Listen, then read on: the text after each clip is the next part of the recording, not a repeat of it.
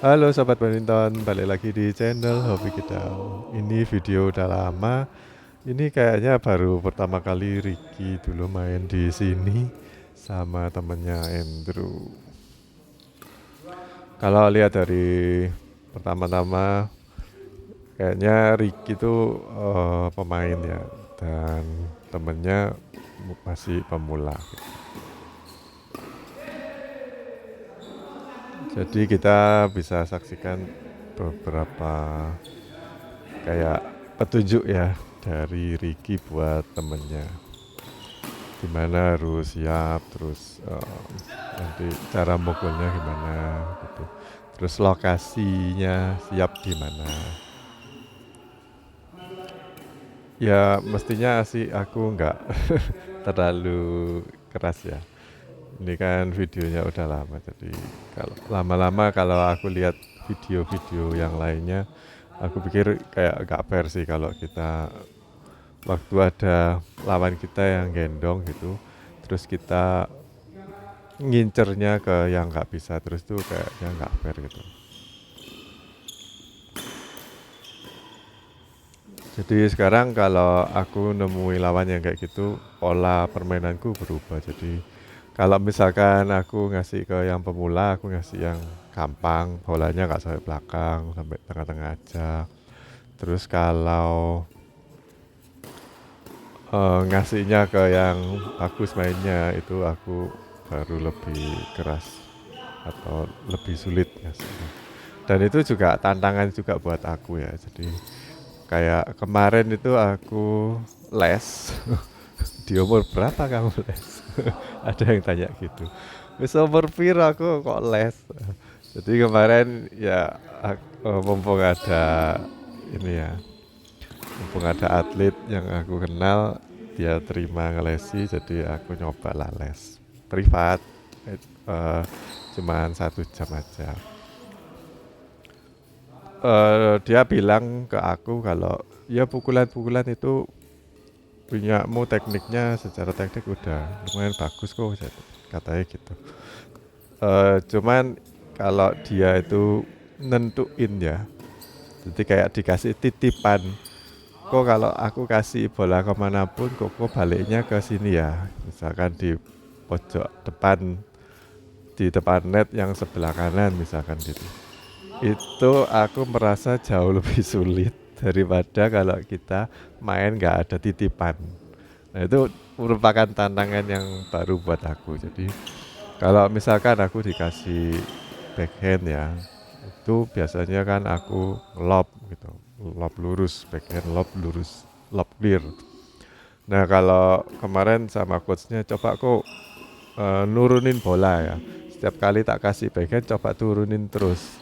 Nah itu jauh lebih sulit, soalnya kita mikir dulu, ini bola kalau mau diturunin harus dipukul di mana ya, timingnya itu kan beda. Jadi banyak miss juga, tapi memang itu latihan sih. Jadi uh, bukan karena kita nggak bisa, tapi karena kita itu nggak terbiasa gitu. Kalau ada situasi tertentu, kadang-kadang kita kan punya kebiasaan dibuang kemana-mana, itu selalu seperti itu. Soalnya kita nyaman di situ, uh, udah dilatih kayak gitu. Tapi kalau kita mau ngasih ke tempat lain, pukulan arah yang lain, itu kita mikir dulu. Dan itu memang harus kayak biasain lagi biar kita bisa ini, bisa lebih bagus lagi, mainnya banyak variasi. Jadi kalau dikasih di tempat yang itu, kita kembalinya bisa macam-macam arah gitu. Tapi tentunya juga harus dilatih ya kayak gitu itu. Nah mungkin buat pemula ada satu kayak kata-kata mutiara.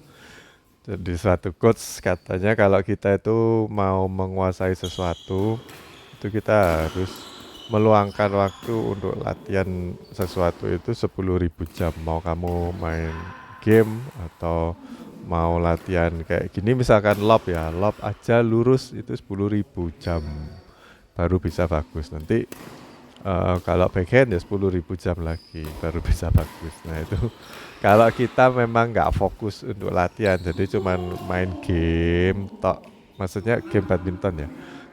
Kalau kita itu nggak dilatih, nggak di training untuk satu pukulan itu terus, kalau sama coach kan pasti dikasih bola yang sama terus ya. Di sekitaran belakang ya belakang terus. Jadi kita diwajibkan untuk mukul sesuatu dengan lebih konsisten gitu. Tapi kalau main kan random. Jadi kita kalau nggak dapat bola yang itu ya kita nggak latihan. Dan setiap kali kita mukul di tempat yang itu nambah 1 poin gitu. Eh, jadi untuk nambah pengalaman ya. Jadi mukulnya di situ. Nah jadi kalau kita itu mm, nggak pernah di training tapi cuma main-main game ya kalian harus lebih banyak lagi main game gitu. Ya mending mana? Kalau aku sih mending dua-duanya ya. Jadi main game ya sama di training untuk satu pukulan ya. Khususnya buat yang pemula paling enggak kalian tuh misalkan targetnya 10.000 jam, 5.000 jam itu training dulu, 5.000 jam berikutnya kalian main. Itu kalau kalian memang nggak niat jadi atlet ya, tapi cuma kepingin belajar badminton dan bisa main. Yang aku maksud paling nggak kamu itu punya dasarnya dulu, cara mukulnya itu gimana. Kemarin sebelum aku les juga ada orang yang aku lihat postur tubuhnya bagus sih buat main badminton, tapi waktu mukul gerakannya itu masih ada kayak awkward atau aneh gitu. Dan itu kita bisa lihat dari kualitas pukulannya. Bukan kalau tipis-tipis itu bukan kualitas yang aku maksud ya. Tapi bunyinya dari raket itu mengenai shuttlecock itu bunyinya beda. Kemarin sama coachnya ya bukan pas ngajar aku ya. Dia itu diajarin kayak uh, drop shot, tapi pakai drive. Nah ini termasuk baru sih buat aku. Biasanya kalau drop shot itu kan cuman di net aja ya. Jadi cuman ngejar tipisnya di net sama jaraknya di net atau deep depth-nya dari net itu lebih tipis itu lebih bagus. Tapi dia malah ngajarin di drop shot tapi ditambahin tekanan. Jadi ayunannya itu keras tapi bisa hasilnya itu kayak drop shot yang normal. Nah itu perlu latihan lebih banyak ya. Jadi murid yang sebelumnya aku dia nyoba beberapa kali, ada kayak 10 kali, cuman berhasil 1 atau 2 kali gitu. Yang lainnya banyak out, berhasil tapi out. Tapi ini ya memang masih baru sih, jadi perlu latihan lagi. Tapi yang paling mendasar itu sebenarnya kita itu bukan ngelatih pukulan tapi ngelatih timing. Dan kalau untuk pukulan-pukulan yang ini kita nggak tenang mukulnya itu biasanya pukulannya malah rusak. Itu terjadi bahkan untuk pemain yang udah pinter main ya. Kalau poinnya kritis, apalagi lawannya nggak seberapa bagus tapi kok mau kalah, terus panik tambah nyemes nyangkut atau out karena nyemes sekeras-kerasnya terus out jadinya kalah. Mental itu juga ini ya perlu dilatih. Kalau takut bukan takut kalah tapi takut menang. Kalau takut itu kurang tenang nantinya. Mungkin yang di ini ya, yang banyak ditakuti oleh pemain badminton yang pemula itu pas ngambil backhand itu takutnya takut nanggung, takut nyangkut, takut luput. Padahal kemarin coachku bilang sama aja kayak forehand kok. Jadi kalau forehand kok bisa, backhand kok harus mikir lagi. Jadi nggak perlu mikir, nggak harus langsung mukul kayak forehand. Jadi anggap aja sama, cuman di sebelah kiri, kanan atau di sebelah backhand kita gitu. Tapi cara pukulnya harusnya sama. Kalau ngelob itu kan, kalau kita ngambilnya nggak tinggi, itu kan tambah berat ya. Jadi kalau backhand juga, kalau kita ngambilnya nggak tinggi itu tambah berat. Terus satu hal lagi yang kemarin coachku bilang, Koko kalau siap nggak perlu gerak-gerak banyak-banyak, cukup siap kakinya itu siap harus lebih kaku atau lebih kokoh, bukan kaku ya, tapi lebih kokoh. Kokoh itu lebih kuat gitu. Banyak pukulan-pukulan yang aku banyak mengandalkan pakai lengan atau pakai ini ya, forearm. Itu sama ya gripnya memang udah ini sih, udah kebiasaan.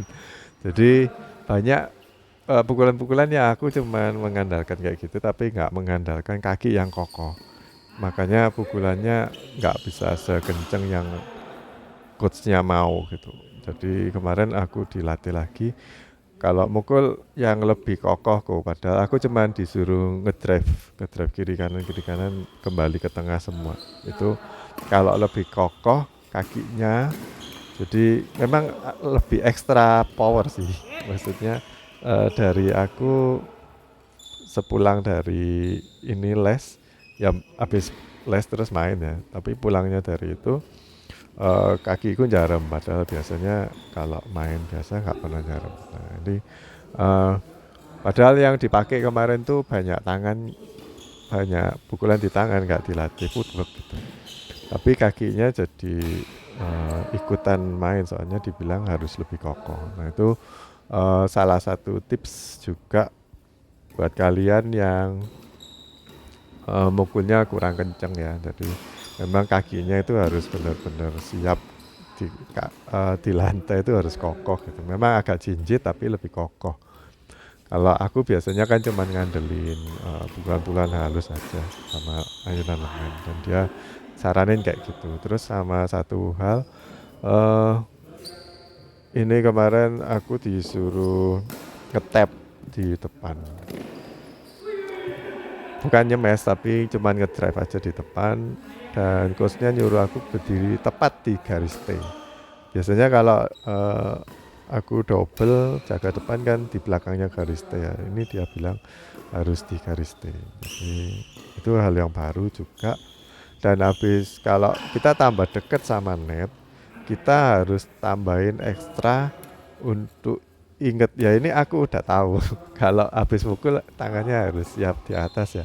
Tapi ini harus kita tambahin ekstra ini ya, ekstra effort biar bolanya itu nggak telat, tambah deket sama net, tambah kita harus lebih cepat lagi untuk ngangkat raket. Maksudnya harus siap, terus habis mukul langsung siap gitu. Nggak boleh habis mukul terus tangannya turun, kayak istirahat dulu terus naik lagi. Itu katanya dia nanti terlambat. Jadi harus seperti itu.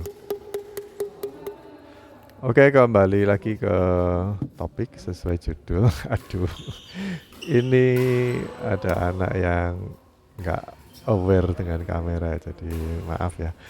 Ini tapi udah mau berakhir kok ini videonya. Jadi kesimpulannya, kalau kita mau belajar bareng dengan teman kita yang jago mainnya, kayak ini ya, kayak Andrew sama Ricky di sana, itu kita bisa dapat dikit-dikit pelajarannya. Tapi memang nggak full. Kemarin tuh aku juga lihat ada temen yang aku tanya, udah bisa badminton, udah latihan berapa lama, dulu ikut klub atau enggak? Soalnya aku lihat pukulannya itu bagus-bagus, tepat, terus suara dari pukulan raketnya itu bagus gitu. Tapi ada beberapa ini ya, momen tertentu yang kayak terlambat kakinya dan sebagainya, soalnya nggak pernah diajarin footwork. Terus dia ngakunya punya teman-teman yang atlet, jadinya diajarin pukulan, diajarin, tapi footwork tidak. Soalnya kalau footwork kita latihannya kan harus ekstra, ada waktu khusus untuk melatih footwork. Gak bisa latihan footwork di waktu bermain. Oke guys, jadi gitu aja sih video kali ini. Semoga menghibur menghibur dan memberi beberapa insight sih. Oke, sampai jumpa di video berikutnya. Nantikan video-video yang lainnya. Dadah.